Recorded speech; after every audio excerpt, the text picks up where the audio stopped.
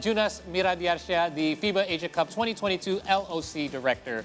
Good morning. Junas, thank you for joining us here today on the program. Thank you for being here. So before we talk about the preparations for the upcoming FIBA Asia Cup, can you tell us how Indonesia was actually elected to be the host of this very prestigious event? Yeah, so actually we're not only talking about the event, right? We're talking about the momentum. Okay. Right. If we're back at the Asian Games, we remember how the impact of the Asian Games, but at that time, President told that there will be another big events after Correct. that, right? From football, any other sports, and of course basketball. There is a chance that country can host a FIBA World Cup on 2023, and we won on that. Right. For the World Cup 2023. That's the first time will be in the history of Indonesia. Right. But the differences is we have to play qualifier for playing at the FIBA World Cup 2003. Yeah. That's why we have a FIBA Asia Cup this year. Okay. Right. That's the road. So Okay. actually this FIBA Asia Cup is a road to the World Cup. Right. That's the idea. Right. And of course, we remember on February, I think we do have a raffle event, right? Able to do drawing, and then Indonesia can choose because we're hosting the event, so we can choose Group A at that time. Yeah. So how confident are you? And we'll be seeing, a lot of games that's been playing by the official team as of right now, and they're having great momentum right now. How confident are you with our basketball team? Yeah, for me, not because I'm in the community of basketball, but seeing the team right now, we're having gold medal for the first time in SEA Games. Yes. And we have a very good player, Netros player from the United States, Bolden, and we have a future star, Derek Michael. So this team is really different. This is the golden generation than before. So we're really optimistic for this team. And looking at the opponent from the Group A, yeah, we know Australia is the strongest. Sure.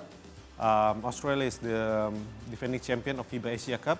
But besides Australia, we'll have Saudi Arabia and Jordan, right? And we're really optimistic for that group. And qualifying to 2023. Correct. And we need to finish the top 8, which means we need to at least finish second in the group, correct? That's the target, at least, for the Indonesian national team. Now, even though Australia is the strongest team of that group, our national team recently played 10 league games against 10 of the teams in Australia's league and won 5 of them, I believe. We won half of the games there. So a strong indication that our team is very confident, at least heading into this tournament. Now, speaking about the event itself, it's going to commence from July the 12th to the 24th.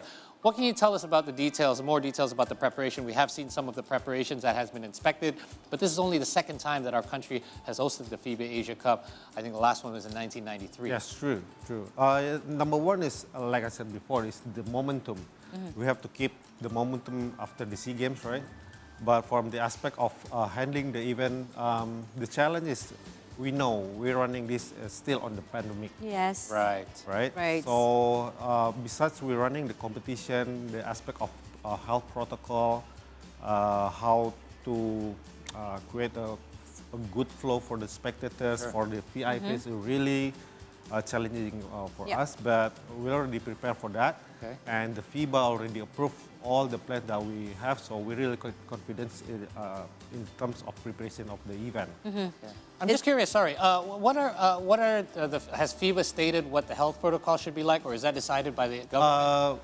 We can say the FIBA protocols is more loose than we had in Indonesia. Right. But we adjust what the regulation from the government.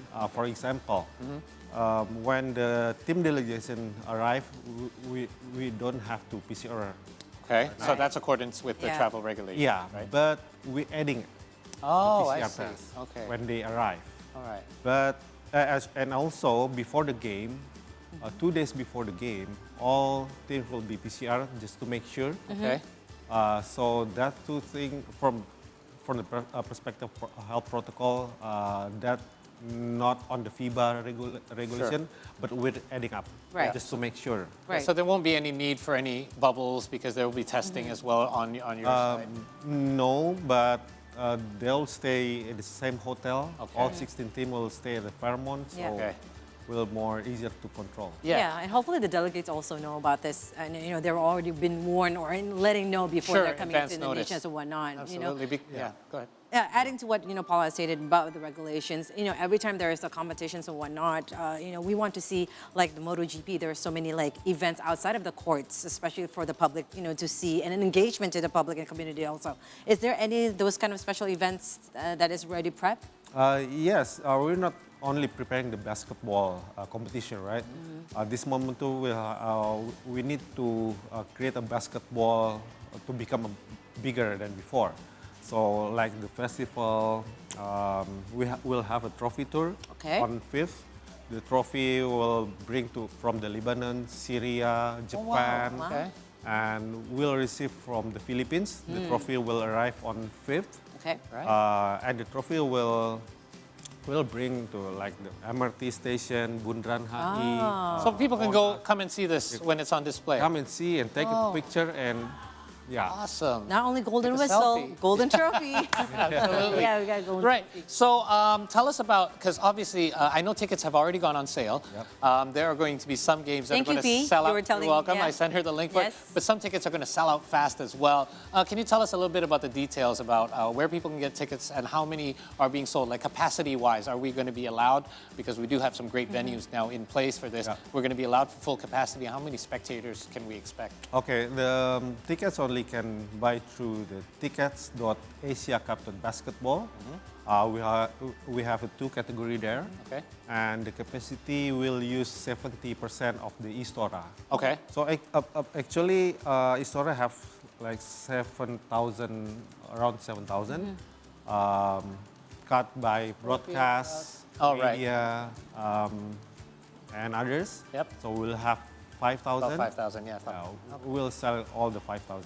That's a good Ah, crowd. right, and do it now though. Yeah, I know my friends have already, like, obviously the Indonesian Yeah. games they want to get, the Yeah, Philippines games. exactly. Those tickets are going to sell out Contenders, fast. whatnot. Yeah. You know what? Just adding on, this is an additional question from me, Ms. Junas. How do you foresee the youth development, especially in basketball? Because we were talking about this before, how Indonesia is very prone to football, Yeah. but now we're seeing that kids are more engaging to basketball too. I have two sons. 8-year-old and 6-year-old, and they practice 4 to 5, 6 days in a week because they love it so much. And I guess they got it because, as their mother, and the father loves basketball.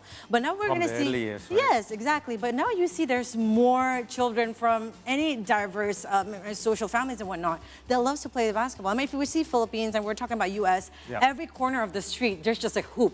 You don't need to have, it doesn't have to be very expensive and whatnot.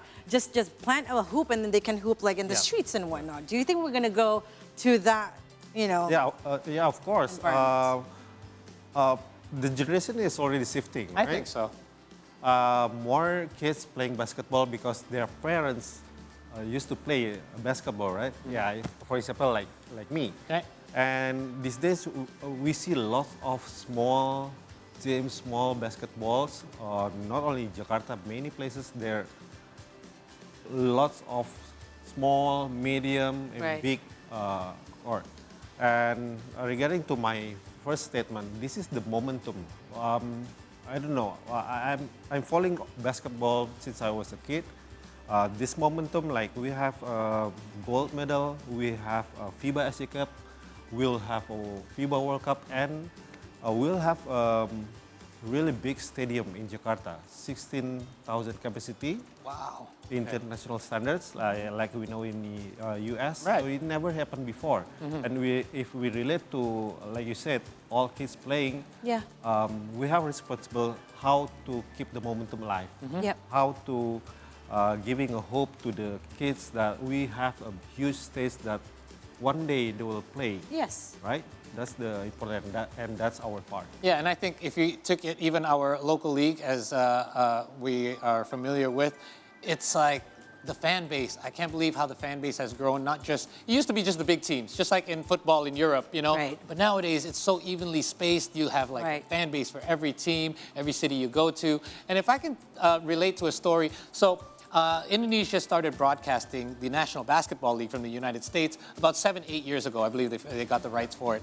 And I remember at that time, they told me the challenge for us is basketball fans in Indonesia are either 18 and under or our age, like 35 and above, that remember the glory days of, you know, the old Jordan and Kobe. Yep. So it was very challenging to get that in between that age group. Right. However, if you move forward now, those people that were 18 and under at that time are Already now in their shifted. mid-20s, going to the 30s. And I believe that's part of the reason basketball has grown as well, because their basketball has grown.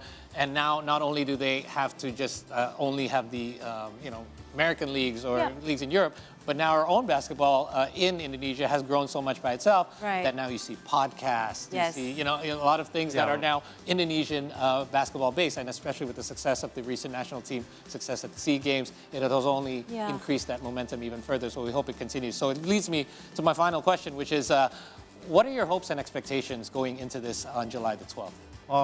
Of course, for the event, let's come and watch the game. All right. Especially because since we're allowed to, I'm just so happy. Last time we hosting is was 1993. Wow. Right?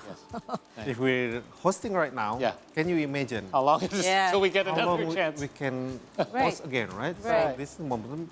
The event is next week, so come and watch and support the team, of course. Definitely. I don't want to wait 30 more years because I don't think I'll be. How old am I going to be in 30 more years? You'll still be there in the basketball court, I'm pretty sure. But I guess, like what you said, it is a momentum. You know, again, our infrastructure maybe not ready, but this is for the community and also for the parents. You want your children to see your children has talents. You know, put a basketball ring in your house, wherever near the house, or in the backyard. They could be the next Derek Michael. Yes, they can. Mas Junas, thank you so much for your time. We know that you have plenty to do here over the next 12 days or so. So good luck with that, and we'll definitely see you at the tournament. Thank you.